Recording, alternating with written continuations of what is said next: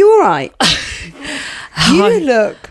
Oh, don't be like my mother. No, you look tired. No, but like the way, it's not how you physically look in your face. That's a the relief. The energy at which you came to my house. Yes, I sort of collapsed into your arms, didn't I?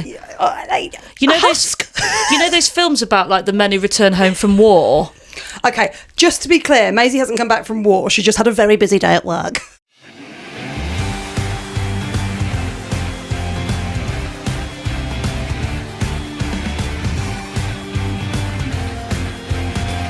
A busy day? A busy day?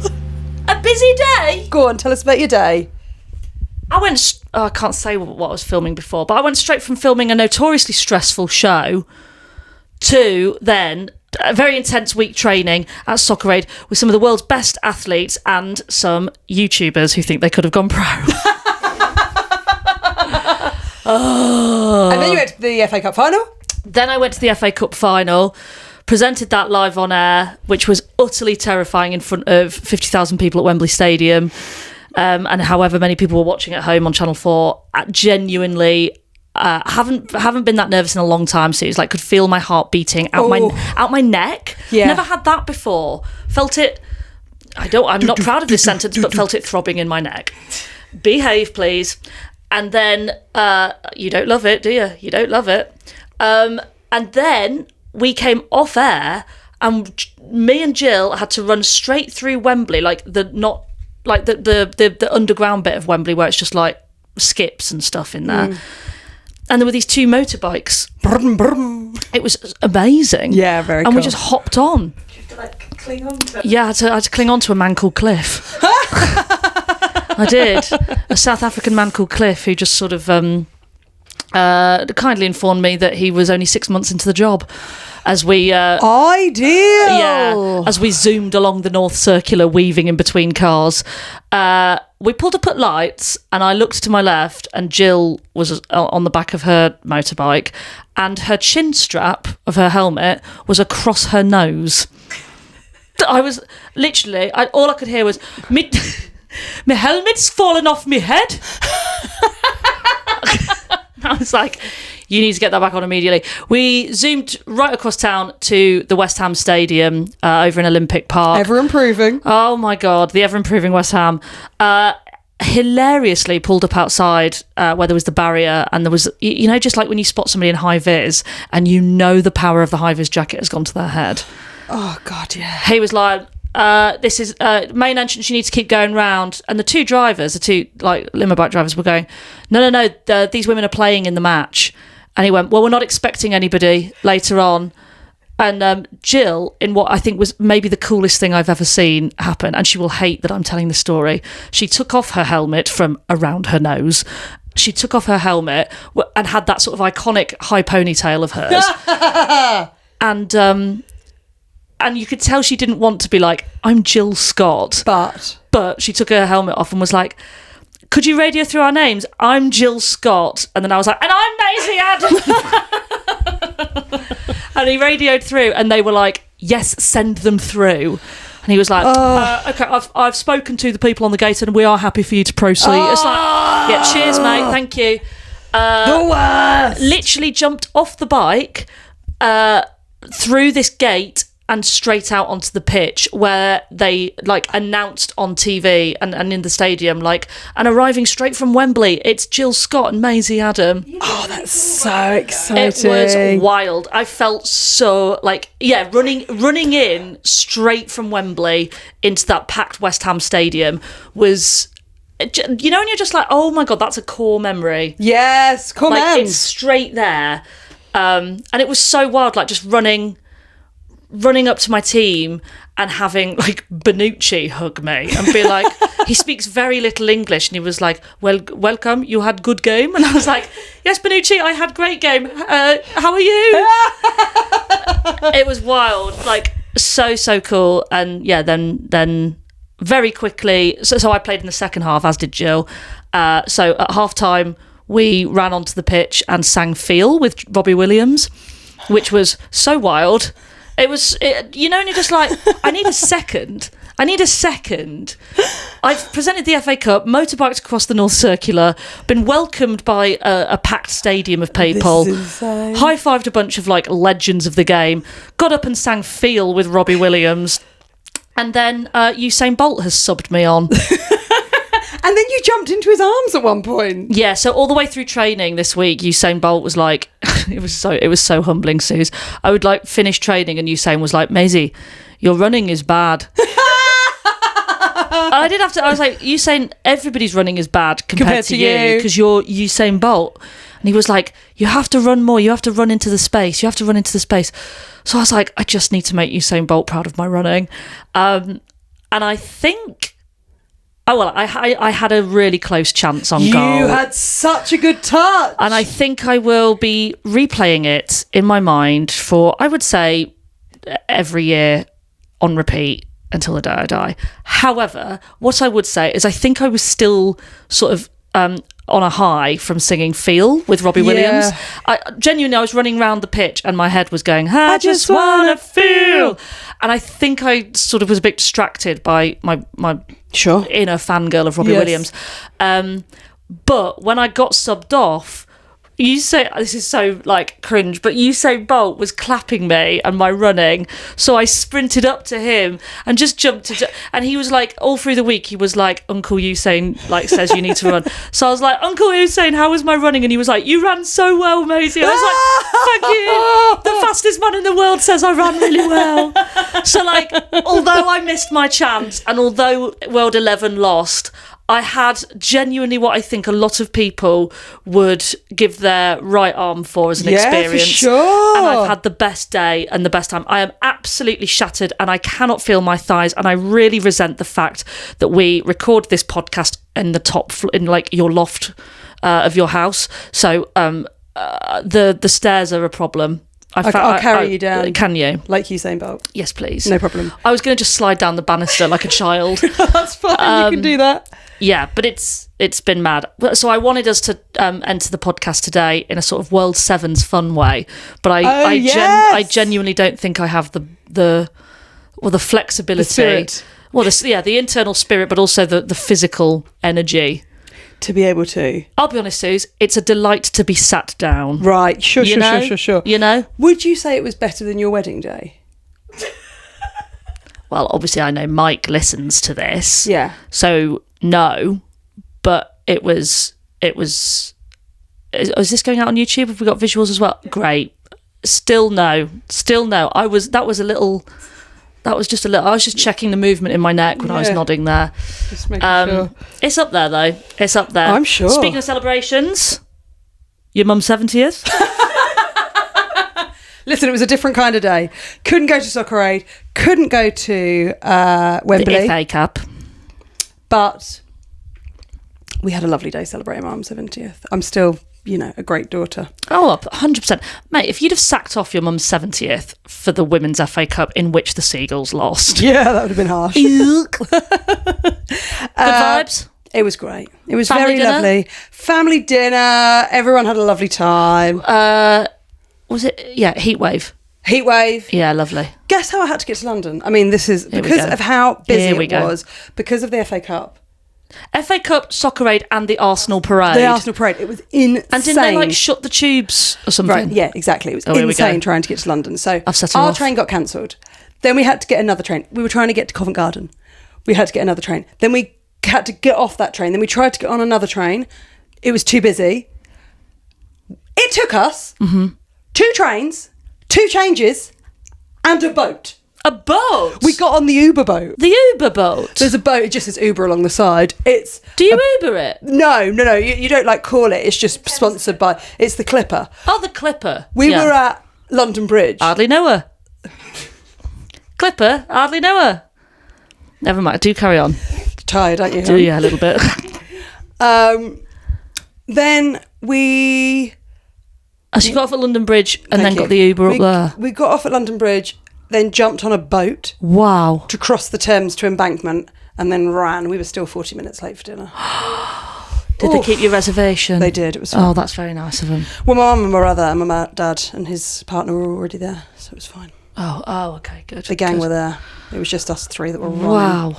Wow. Well, we've all had an eventful weekend then. I don't think. Would Usain Bolt have been happy with your running across embankment? Do you think? I've got a great run. I'm really fast. Have you? I'm pretty good at sprinting.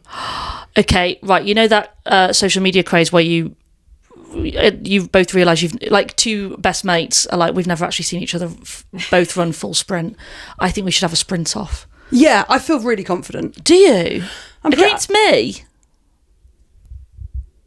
I know I'm good at running. I do also know, because my husband has informed me, apparently I've got a really weird run. You have? Yeah. What? You know too? Well, because I've seen you run. Yeah, but not like properly. Have you?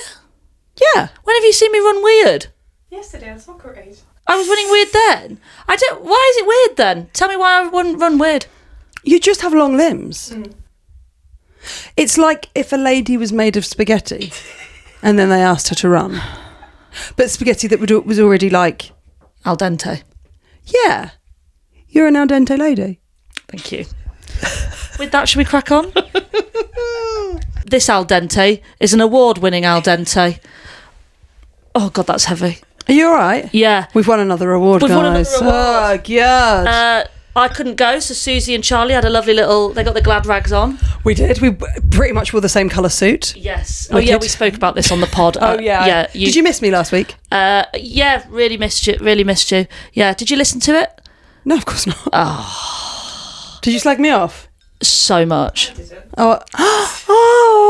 I have low self-esteem but high confidence. It's a difficult thing to have. No, we had a lovely message from somebody who's moved to Norway, and we're keeping them company in their new job whilst they're going long distance with their partner, which was very nice. Had some feedback on your Norwegian.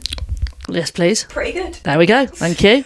And my thoughts on your outfits were that you both looked like Tory MPs. How were the by-elections? Not great for me. No. But, we go again. I can't hold this any longer. It's so heavy. We won the... We won Best Podcast at the Sports Books Awards. Yeah.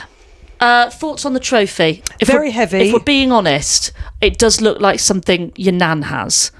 It's all glass. We really can't touch it with our fingers. No, it's really very gross. Stained already. It's horrid. And I'm quite sweaty. Yeah. It's all glass. It's very heavy, quite large. Don't know where it's going to go.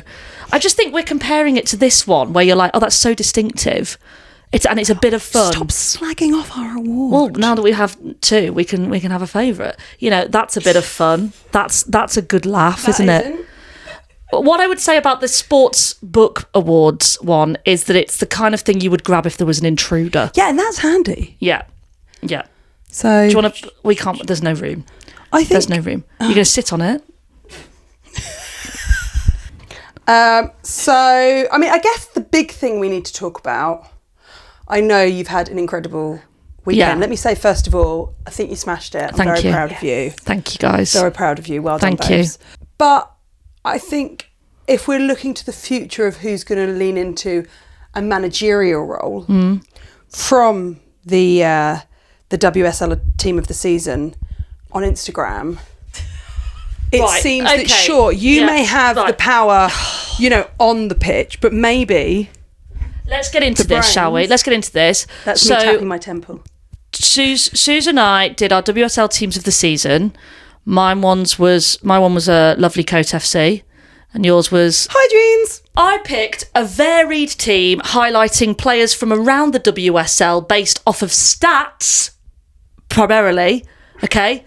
Stats. I backed it up. Things like Lynn Wilms is in there because she actually joined the most assists as Kirsten Kasperai. I put Yamashita in there because I think she's been absolutely incredible. And still, what I knew would happen has happened, which is the women's football fans who have their team and their favourite players have just gone with you because your team was primarily Arsenal and City, so loads of and Chelsea, so it's Lioness heavy. Who did you have from Brighton? Frank Abbey. That's it. Yeah, but that's still Brighton. Yes, but you went with the big names, and the big names have got the big votes, and that is why you've won. I've gone varied, and I've gone stats-led, and people and I know we're about inclusivity on this podcast, and it's not about gatekeeping, but I should have won. And it's what, 70... Do you know what this is giving? Oh, Do you know what this is giving? Toxicity. No, what a sad little life. Oh. That is what this is giving. Okay, there was a vote. I won the vote. What, did I make a team that I thought people would vote for? Yes, of course I did. I knew we were going to put it online, Maisie. Once again, that's me tapping my temple again. I don't want to sound like, well, who I am going to sound like, but I think it was rigged, and I think there should be another vote. Oh! I think we should recount. No one has ever voted for me more. It's nice I've done the hair as well, isn't it? Just for it. Are you talking about my hair or yours? My mum thinks we've morphed into the same person. She says we've got the same hair. Yeah, I know, that's why I push it back for records. Yeah, thank you. No worries. To be fair, you did campaign quite hard for Team of the Season. Yeah. In the comments. Yeah, I know. Instagram story. I was getting messaged about it. Because people were going, like, people were being absolutely ridiculous in the comments. People were going, how Maisie is such a classic Leeds fan. There's not a single Arsenal person in that. I was like, Mariona Caldente is in the middle. She's right there. Like, use your brain. Yeah, and I would say that to these people's face when we ask them for their money to come to our shows. She's really tired. I'm really tired. I'm really sorry. When my daughter's tired, we have to just give her a bit more space and just go, it's okay. Do you want a chocolate bicky? Well, I was going to say, do you want to have a little snuggle on the sofa? Yeah. Have a little chocolate bicky. Yeah. Have a little bit of reset. Yeah. Okay. Thank you. Do you want to watch Inside Out? Because it feels like you're having quite a please. lot of trouble with your feelings. Yeah, thanks. That'd be good to name I think them. that's good. Okay. So I won. 1-1-1. Me. You won with 70% of the vote. But it is still not the biggest win this week. No. Shall we get into it? I mean, do we have to? I think so. I think we've all got it. We're still so proud. So let's get into the FA Cup final, which was expertly presented live on Channel 4. Beg your pardon? Yeah.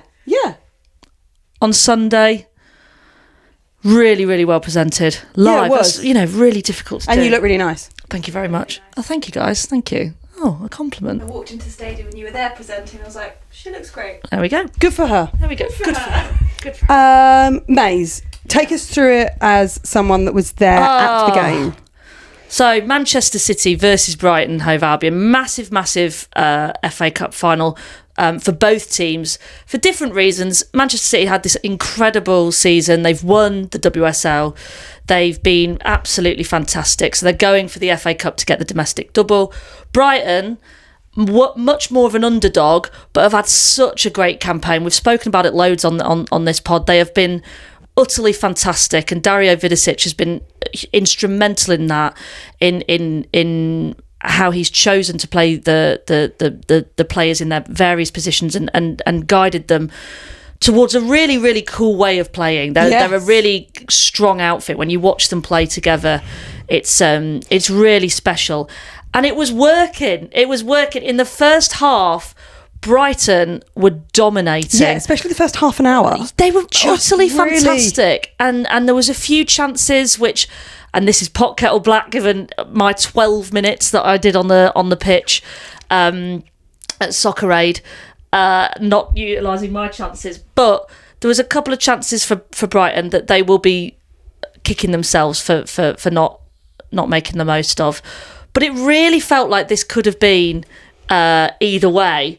And dare I say, as you say, for the first half hour, it felt very Brighton favoured. And then I don't know, something slipped, and I think I think it was Bunny Shaw that slipped. She slipped right into the back of the net. So what we had Nikita Paris, yes, as our guest pundit alongside Fern Whelan, who of course has played for both teams, and we were watching in the first half, and Fern said, Bunny Shaw's hardly had a touch of the ball. Brighton are playing fantastic. Bunny Shaw's barely had a touch. And Nikita said, she just needs one, though. That's the thing with Bunny Shaw. She just needs one. Whereas Brighton, we had loads and loads of touches and loads of chances, but they weren't capitalised on. Bunny Shaw, if she gets it, she's going to do something special with it. And that's exactly what happened. 38th minute, she got the first goal of the game. And as we know, I'm always impressed with her header. Right? Always impressed with a header. She's so strong in general, but she's very strong in the air. Yeah. Bunny Shaw. It was almost like a defender's header of like very, very just a very strong presence, well. Very high. She's quite tall anyway, isn't she? But then Bunny she's Shaw? She can really jump. So I think that probably got in Brighton's head a little bit, and then there was a free kick. Just before the half-time whistle. I think it was the last kick of the half. Alex Greenwood goes up to take it. I mean, she'd taken a couple of corners throughout the game, and she's so precise with her set pieces. Such an experienced player in that regard. She does this left foot kick, and it just goes over the wall, past every single player, past the keeper, and goes into the bottom right corner. Absolutely sublime. I've watched it about 10 times on repeat in slow-mo. It's just fantastic. That's you, babe. That's you, babe. That's you, babe. Do you think that certainly the ones that play a lot of football for their countries, do you think that having that experience of having that like intense nerves, I guess, that you just get, like, just talking about how precise she is, I think especially in those big games where where there's a lot riding it's on such it. a good point, Suze. Do you know, we spoke about this at the half time, and I think it's so interesting you bring it up, because City had 6 players in their squad that have played at a Wembley FA Cup final. Yeah. Brighton had 1. Fran. Yeah. And I think that makes a massive difference. If you've got experience of these big games, be it an FA Cup final, be it international duty, that can really help. We were talking about it in the context of the captains, and Alex Greenwood has that experience of playing for her country, of playing in finals. Maisie Simons, as much as we love her, she's fantastic. She's 20, but she's out here trying to lead a team at an event that she herself has no experience of guiding. Yeah. To that, they've got Fran to chat to and to go. You've been here. What do we do about it? But 6 players on that City squad, you know, is I think a stat that definitely helped them. And you're right, Greenwood especially. She's got such a breadth of experience and such a sense of, well, a track record of victory from these big occasions, which I think did help them. Because I think that must make such a difference. I mean, you know, I hate to bring it back to stand-up, but if you've had a good gig at the Palladium, for example, the next time you play the Palladium, you do go, I have good gigs I've done it before. Like you usually go, I do well in this room. Yeah. I'm someone that succeeds here. No, you're absolutely right. And so there must be a massive part of that, of going, oh, like there must be part of Greenwood's brain, whether she's sort of conscious of it or not, that goes like, oh, I'm used to big occasions and I always do well. You're absolutely right, actually. I hadn't thought. I know we joke about bringing it back to us, but that is true. Like, the first time I did Apollo, absolutely bricking it. And I remember going back and being like, oh, it's fine. Exactly. And it's like, it's the Apollo. Like, it's terrifying, but you're like, yeah, it's fine. It's fine. And so at half-time, Manchester City were 2-0 up, but it still felt at half-time, because of the shift we'd seen from Brighton, like, we're still in this. Yeah, and also, both Manchester City and Brighton ended up in this final after winning semi-finals where they were down 2-0 and went on to win 3-2. So it was almost, I said in the half-time break, I was like, it's almost poetic that the score is 2-0, because we know that this is a score that both teams have been able to come back from and win. So could Brighton pull it out the bag? And also, if you're an England fan... Yeah. You know what it's like going. You know what it's like being down at the half. You know, that's what we do. There was a bit of me that was like, oh, if only Brighton did have Michelle Adjumang. Oh, I honestly thought that. I would say I thought that 7 times on Sunday. Yeah, I imagine they did as well. Yeah, I'm sure. And then, listen, whatever Dario Vidicic said in half time, it wasn't enough. I think the lack of depth in the squad versus what City. I mean, City were putting on like Miedemar as a sub. Do you know what I mean? Miedemar, who set up a goal and completed it. I mean, I thought that was such great football. It was so impressive. Yeah, if you didn't see it, Miedemar was sort of running down the left-hand side of the pitch. Yeah. She She crosses it to Kasparai. Yep. And then Kasparai just paces. Yeah. Really carefully so that Miedema has time to get ahead of her. It's so clever. And she goes, and then Miedema goes from the left-hand side, she crosses it to the right where Kasparai is playing. Then Miedema cuts into the middle, so she's going straight down the centre of the pitch, running as fast as she can. Kasparai sort of takes her time, isn't running at full pelt, so that she knows that Miedema can get ahead of her. It's so clever. Then crosses it back to the middle, and Miedema just chipped it in. I thought that was... So, do you know what I thought was really telling? I thought, they play a lot, obviously, in Man City, but they also play on the Dutch team together, don't they? Yeah. And so you watch these link-ups. They're so in tune. Tony and Russo, Park. when they used to be at Manchester United together, you could tell when they were at England, you were like, that's two people who are used to sharing the training pitch. Exactly that. Yeah. Really, really clever. Really, really clever. And Miedema's just a very, very intelligent player, isn't she? Like, I think, it was the Fagino goal, so the third one, where it's crossed into the box and she leaves it. She looks like she's going to take it, but she's dumbing like the player basically by just sort of stepping over it and leaves it. And Fagino finds the net instead. It was so impressive, and Manchester City very worthy winners. I really just want to say though, like, massive congratulations to Brighton Hove Albion. Obviously, all our listeners know that we've got a soft spot for Brighton, and but I think every neutral there was watching as well, going, this is absolutely massive for a club that isn't regarded as one of the big ones. Yeah. You know, the same way we're delighted to see this massive increase in form from clubs like Spurs, who have previously not really been in the running for it.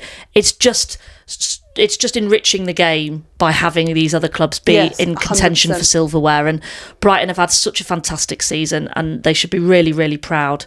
I don't think the scoreline completely reflects the quality of the game. They were not battered 4-0. No. You know, it was just clinical chance taking from Manchester City. So yeah, well done, and what a day. I've got an email here about the game. Should I? Yes, please. We had this in Maisie from Thea. Dear Pacey, Goosey and Producy, despite being an avid listener and football fan, I don't attend nearly as many games as I would like to. As a Seagulls fan... Seagulls! And having been raised in Eastbourne... Yep. I therefore jumped when my friend Alyssa offered me a ticket in some very good seats to the Women's FA Cup final, Brighton Hove Albion versus Manchester City. Having quit my job in order to attend, Claudia Winkleman voice, Gemma, that's quite dramatic. Wow. I felt good about the day. My defiance of the rigidity of hospitality spurring me on. I am obsessed with that sentence. Say that again. My defiance of the rigidity of hospitality spurring me on. I wish somebody had said that to me before I went on Sunday. Defy the rigidity of hospitality today, Maisie. And you would have gone, huh? What? Is that the B-side to Defying Gravity? Yes. Defying the rigidity of hospitality. Upon arrival, we seemingly tripped and fell into Box Park for a pre-game pint. Oh, God, that must have been very frightening, isn't it? It's very slippy on that bit by Wembley Way. Indeed. Accompanied by some festive live music and lots of fans having a boogie.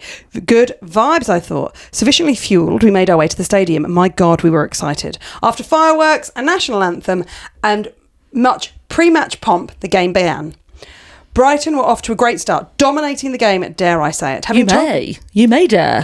Having told myself not to get too excited for a Brighton win at their first final, I couldn't help but feel excited. Could the underdog win? Whilst, spoiler alert, this did not end this way. The first half saw some excellent playing from their side and many, many almost goals. A painful number, some may say. The game took a decisive turn when City scored their first goal and we ticked off sure goal on our Brighton versus City bingo card. Our hopes were still high for an equaliser, yet Greenwood's superb extra time kick made us question our faith in the Seagulls. After a lovely half-time pint, I was reminded not to write interval on the family WhatsApp group, we came back accepting our fate and happy to see how the game played out. A free ticket is a free ticket after all. We even managed to catch a glimpse of Maisie doing some top-notch presenting on the pitch. Thank you so much. Returning from half-time, City was certainly ready for their win, yet Seagulls did not give up and gave it their all. It was a privilege to wear my Brighton top from so many years ago in Wembley.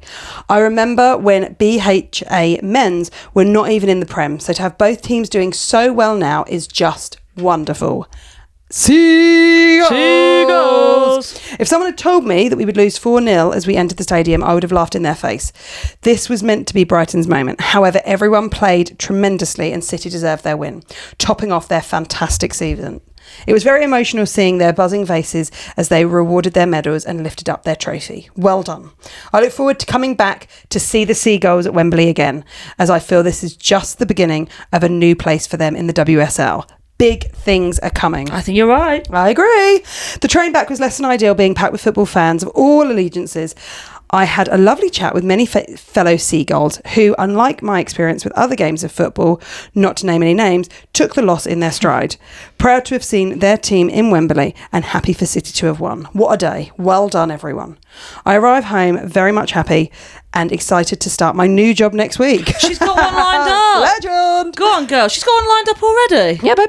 Is it outside the rigidity of hospitality? Oh, I don't know. You'll have to let us so. know. I love the podcast. I discovered it when I was backtracking around Australia. Backpacking. You mustn't backtrack around Australia. No, you got to backpack. Backpacking around Australia last year. It got me through some very long and sleepless night buses. I look forward to it every week and have even got my friends on it. Yay. Thank you. Thank you for your lovely podcasting and helping me find my feet in what was now become a big passion of mine. And that's from Thea. Big up, Thea. Thea, what a ledge. Thank you for your match report. Best of luck in the new job. Yeah, do let us absolutely. know what it is. Yeah, keep us across it, for sure. Keep in touch via LinkedIn. Yeah, if you could. You know. If you don't mind too much. Absolutely. Yeah, I really think... everything that Thea said there is just so fantastic. Right, yeah. Great vibes from the fans. Yeah. And Bunch of ledge. Like obviously the City fans were coming out in the massive. Like we were quite near the City end, and they did not stop with the singing. But Brighton, no matter the scoreline, they were still cheering all the way through. Yeah, for sure. And I think the players really appreciated it. They had, tons of support, which was really, really great. So now we come on to the score for Soccer Aid, which is slightly tricky because the rest of the world is in the room. Yeah. But it was England 3, rest of the world 2. Can I just say, loads of people, I get this every year, people going, why are you playing on the World 11? And it's obviously because of my international appeal. Right. Okay, go on. I'm massive in Papua New Guinea, can I just say? Yeah, I know. You're really tall. Big following. I don't know if people from Papua New Guinea are sure. Hey, I've got a present. Well, it's not a present. I'm going to keep it, but I thought I'd show it off on the pod. I've got my match-worn shirt. Now, I feel I need to say this rather than Suzi because she'll take too much delight in saying this. I turned up today, producer Charlie, with my match-worn shirt because I got just the women that I was playing with to sign it, and I wanted a really good memento of a game. You didn't want any YouTubers? I really wanted a good memento of playing a game I love with women I grew up watching, and I got to play with them. I mean, that's just incredible. Do you know what? Genuinely, this will sound so melty, but watching Jen Beattie started the game. She's so great. And I love her.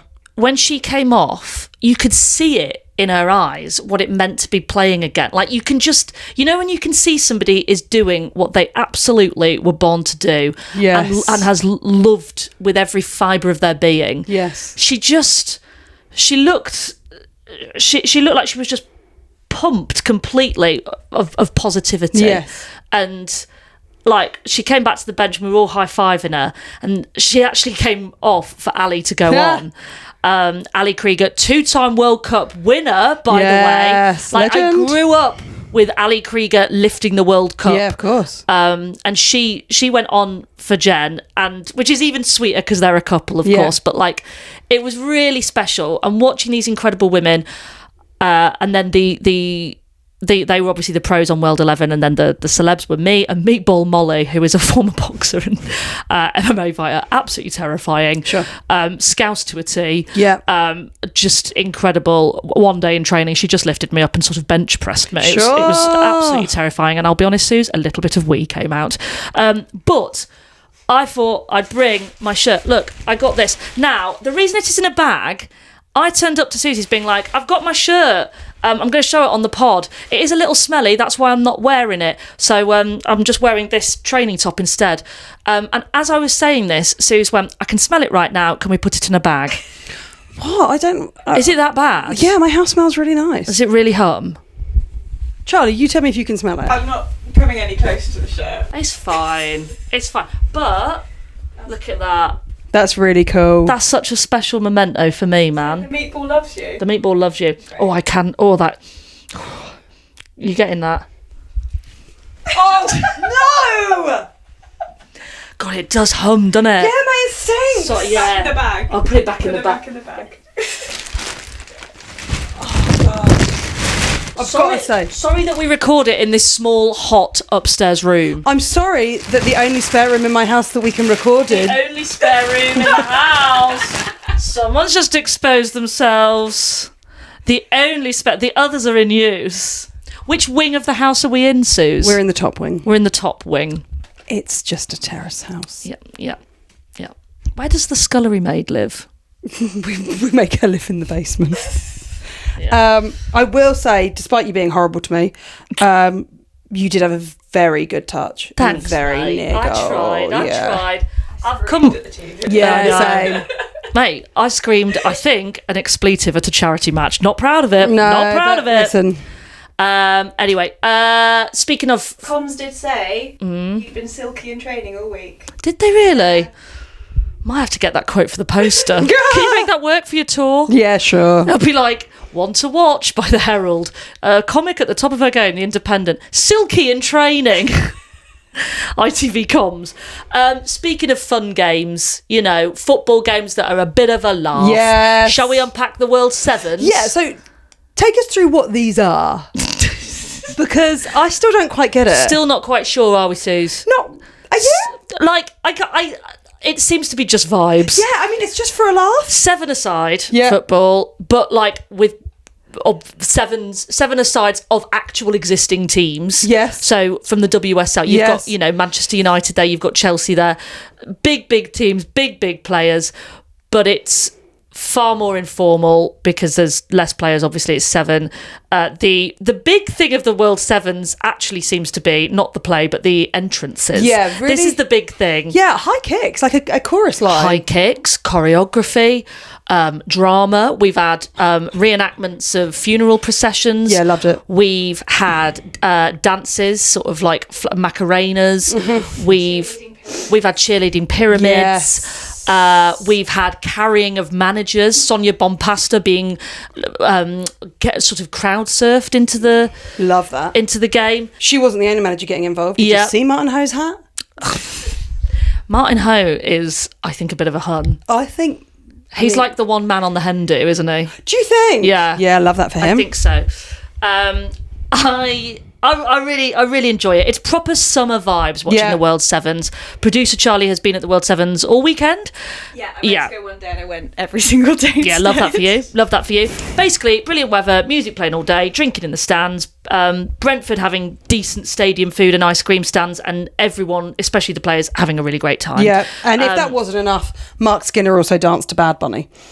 What a moment. For Bad Bunny, he must have. Oh gosh!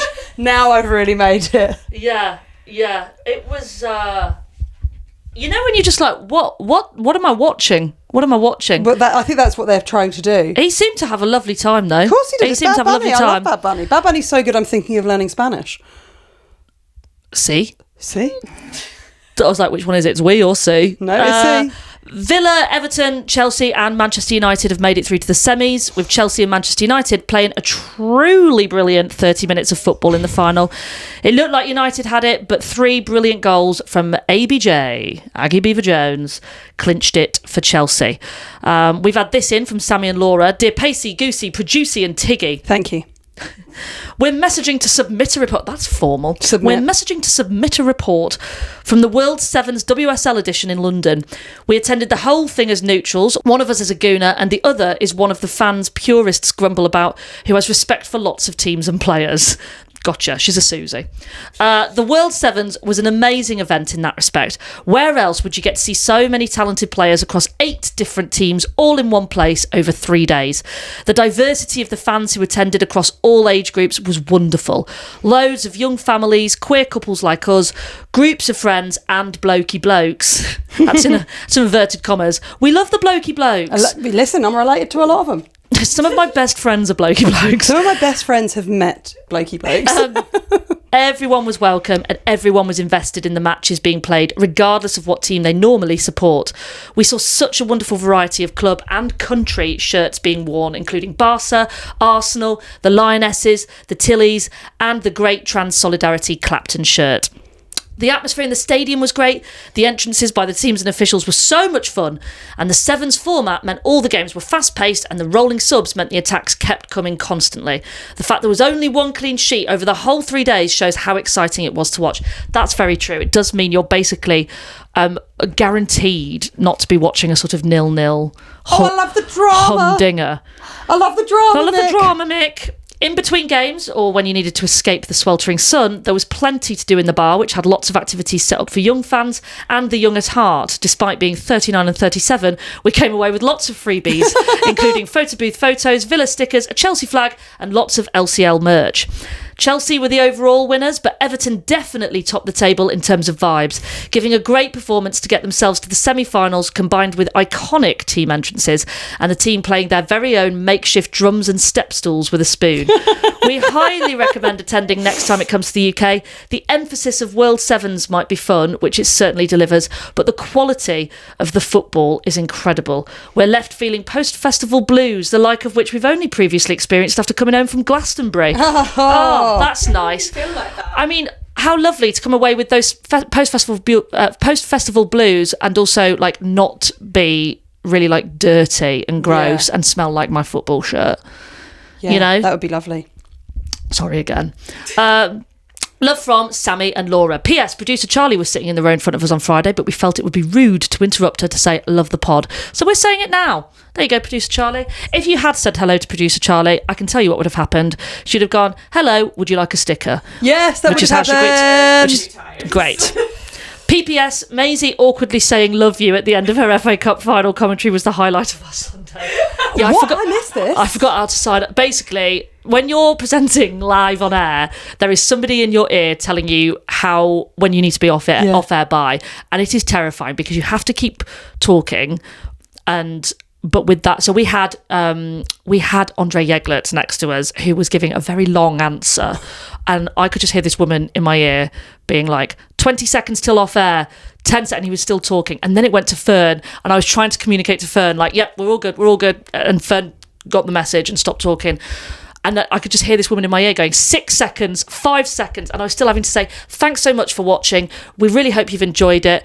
And then I had to get off in time for the off-air thing. And I sort of just ended it like how we end a phone call. Love you, bye. Love you, bye. So, that happened on Channel 4, live, just love you, bye to the nation. But hey, I stand by it. I do love everybody who's watching women's football on Channel 4. Thank you for watching. It's like, we need more of it. And I do love everybody. I know you do. I say love you, bye all the time. You do. I do. I know you do. I liked it. Okay. I'm here for more sports broadcasters signing off that way. I'm waiting for Claire Balding to do it. I would say Gabby Logan is coming across quite cold, actually.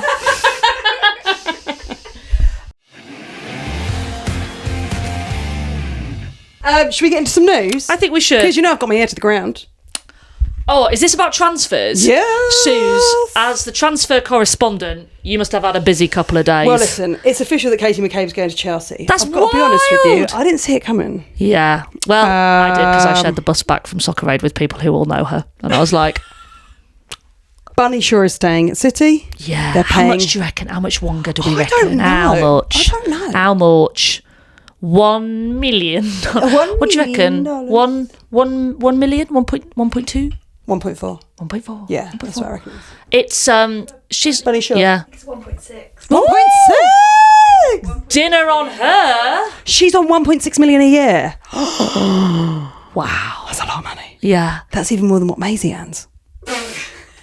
And I still won't buy dinner. Well, Man City fans will be very relieved with that. I mean, and she relieved. really, I think that excellent header, as soon as the ball got to her. Did you see her announcing, to the crowd about her staying? Yeah, she's absolutely got more to do. Yeah, it was so sweet, so sweet. So Katie McCabe has left North London and is going West London. Yeah. She's going Chelsea. West London forever. Go West. Any news on Beth England yet? Haven't heard anything on Beth England. Okay. Have we heard anything about Beth Mead? No, still nothing. Not all good news. As ever in women's football, annoyingly, there is always more to be done. Plymouth Argyle women have this week put out a statement over the weekend after most of the players received an email telling them that they were being let go. I thought the statement was very, very diplomatic, actually. It's an absolute shambles what's happened there. And the disrespect shown by the way of communicating it is just awful. And you'd think as a club who, let's not forget, their men's team was in the Premier League only a couple of years ago. So whatever troubles they are having, they are aware of the platform that they have and the exposure that they have. And in 2026, even just from a PR perspective, to be seen dealing with your club like this. But we've seen it happen with Manchester United as well, haven't we? The statement read, following a decision from the board to significantly reduce the team's budget and the understandable resignation of our manager, nearly all players have been informed via an email from the club that they will be released at the end of our contracts next month. This decision was communicated through a cold, impersonal email, providing us with no opportunity for open, honest or meaningful dialogue and preventing us from gaining clarity on the situation. Every football club must make difficult decisions and we appreciate that. However, we're disappointed with how this situation has been handled and with the manner in which decisions have been made and communicated to us. We feel that the staff and players who've given everything for this badge this season should have been treated with greater care, respect and empathy. While we're hurt, this is about more than just our squad. It's about the negative message being sent to women and girls across Plymouth, our wider fan base, the South West and the broader football community who have looked up to this team as proof that the women's game is valued, supported and growing. We hope that one day women and girls can once again look to Plymouth Argyle as a club that advocates for the women's game, drives progress and creates a clear pathway for football to grow in our region. It's deeply disappointing. Yeah, it's really deeply shocking. Disappointing and just another reminder of the struggles that the women's game faces, even at clubs that, have a big platform. And as the statement says, dealing with budget cuts, dealing with difficult decisions to have to make, but you can still have respect in how you deliver that message. Completely. And how it's done. I think it's also worth noting that the team narrowly missed out on promotion to the WSL too. They've played incredible. They were in the playoff. Yeah. They are, so they're sort of at the top of the National League South, which means, they could be going up next season. But now that all of their players have been let go, it feels really unlikely that they've now got the experience of getting to the top of the table. They were only 1 point behind league leaders Watford at the end of the season. They're very good, very close to making it up to the next tier. Shocking. And this will do nothing to help that. So shame on you, Plymouth Argyle. And I hope that they are held more accountable thanks to this statement. And I hope that those players who now have to find alternative clubs or alternative pathways at that level and have big decisions that they have to make on whether they pursue football somewhere else or call it a day. It's really, really rubbish and they deserve more. If there's any Plymouth fans listening, or anybody around from the Southwest, or anybody actually listening to this podcast and wants to write to the club, I implore you to do so. Yeah. Make noise when there is just I don't want to swear. Make noise when there is rubbish like this happening in our game. Demand more. Now, camp is back. Oh. Not like that. Well, camp is back. I mean, I never went away. Martin Ho in the cowboy hat has confirmed camp is back. But Lioness squad camp. Yep. They arrived yesterday. I enjoy the arrival videos every single time. Yeah, of course. Who's going to look like they're about to have a weekend away at Champneys? Who looks like they're there to play football? Who looks like they're a junior politician? Does Esme Morgan still carry her orthopaedic pillow? I do. Grace Fisk and Baggers from Brighton Hove Albion, Sophie Bagley. They've been added to the England squad for the upcoming games against our old friends Spain and Ukraine. Leah Williamson has withdrawn due to a hamstring injury. Leah Williamson has withdrawn due to a hamstring injury, and Kiara Keating in on concussion protocol, having herself been called up late to cover the injured Ellie Roebuck. Right, let's unpack that. So what's we'll come to happened Leah there? in a second. So Kiara... No, so Ellie Roebuck got injured. Yes. Then they called in Kiara Keating to cover for her, who then got injured. and then she's got injured because she wasn't playing in the FA Cup final. No, despite she's on playing all of the concussion fixtures. watch. Okay. And then that's me watching for concussion. Yeah. And now Baggers has been called to cover Kiara, who was covering Ellie. It's very much a sugar babe situation. Yes, it is. Yes. But this is a constant thing, really, isn't it? Round, baby. Okay, that's a wrap. That's all from us this week. We'll be back next week to discuss all the action from the Lionesses game against Ukraine and Spain. Can we qualify for the World Cup at the first opportunity? That would be lovely, wouldn't it? Oh, it'd be real nice. Just to so go. I can, plan my Brazilian... No, let me finish. I heard it, and I immediately went to rectify it, okay? Sure. Just so I can plan my Brazilian trip. Sure. My trip to Brazil. Yeah, I got it. You can keep in touch by emailing us at bigkickpod@gmail.com. Find us on Instagram at bigkickenergypod. And, of course, we're on TikTok. We are. Kick Energy. I do also need to plan my Brazilian, though. Yeah, Speaking I know of, would you mind beating my back? Yeah, absolutely fine. Okay, love you, bye. Bye. Love you, bye. Love you, bye.